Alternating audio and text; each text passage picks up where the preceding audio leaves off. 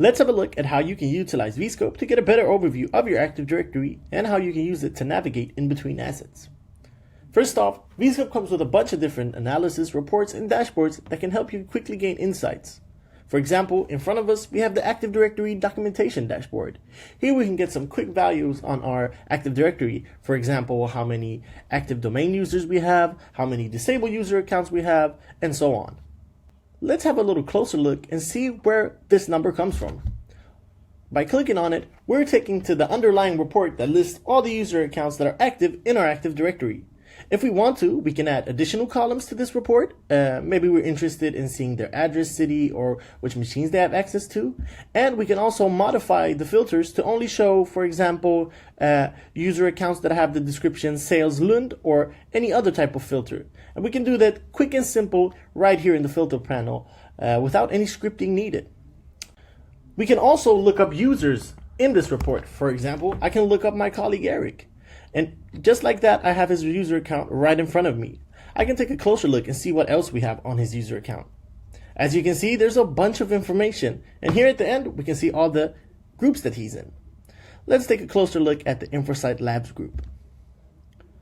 Bam! We're taken to another asset from our Active Directory. And the great thing about this is that groups, organizational units, and user accounts are all seen as separate assets in vScope, which means that you can navigate in between them. From this point, I can go and maybe check out the user account for my other colleague, Anton, and see what I can find on his account. What I also can do is I can search them up directly in the search bar that we have up here. For example, I see that we have a bunch of different Antons in our Active Directory, and I can simply look for Anton Peterson, and I see all the user accounts connected to him. First off, we have his local Active Directory account, we have his Azure AD account, and his G Suite account. Let's go back to the dashboards that we were previously at. We got to touch on the documentation dashboard, but as I said earlier, there's a bunch of pre-built content that you can use. For example, we have the optimization dashboard that helps you improve and declutter your Active Directory. For example, it gives you tips on empty user groups that maybe you should remove.